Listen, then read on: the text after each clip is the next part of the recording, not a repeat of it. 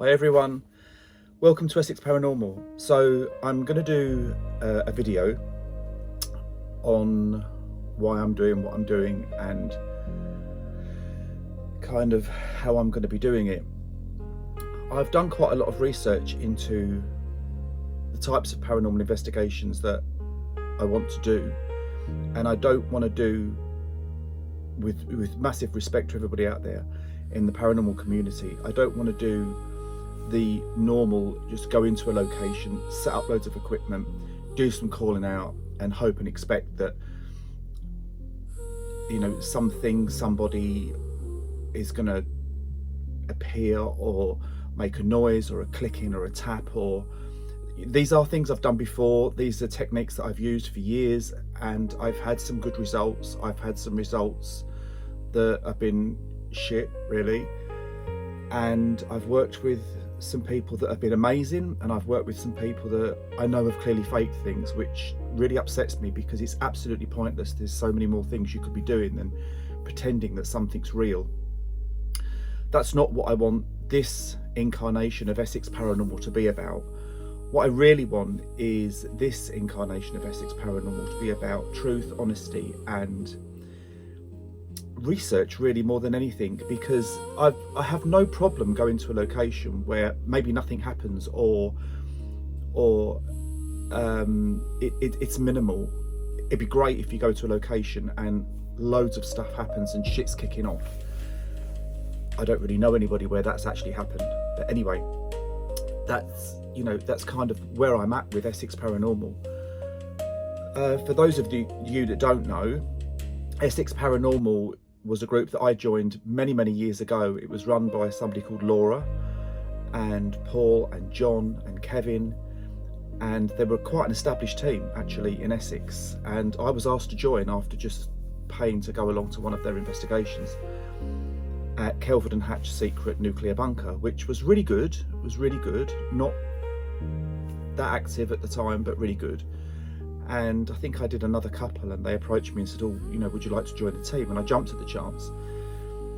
So from there on in, I just sort of dived into it. There are reasons why I was involved in the paranormal and stuff anyway, that goes right back to my childhood and earlier days, which I'll probably do in another video, because otherwise this is just going to be consumed with just too much information. So basically I stayed with Essex Paranormal for quite a long time. And after lots of team changes and the really awful thing of one of our members dying, which was expected, but it was just really painful and a massive loss to the team. And it kind of got to the point where I thought it's time to just step back. I think you can do this for a while and you have to step back. You have to think about what it is you're doing, why you're doing it, and what it is that you do with any information that you get.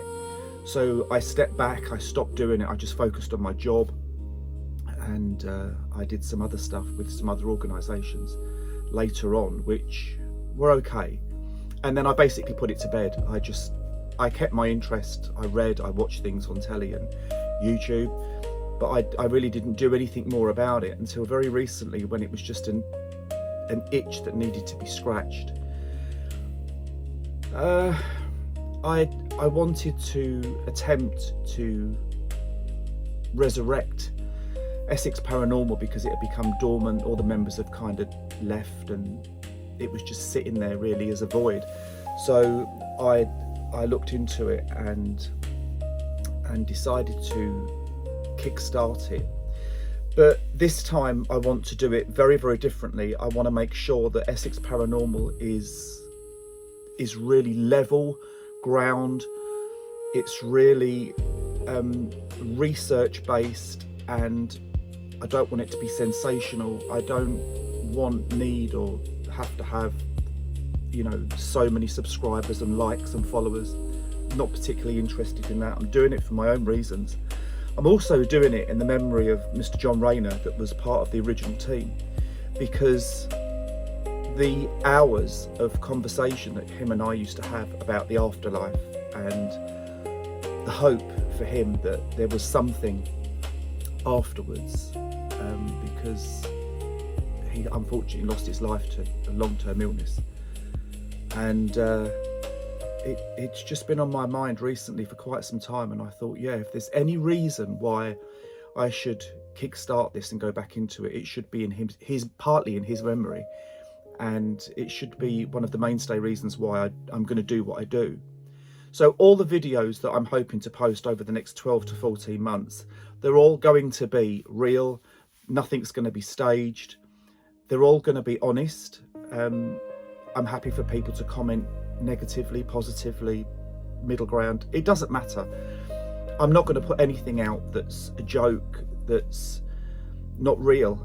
If I post a video where I've done an investigation and absolutely a call has happened, I'll post it anyway.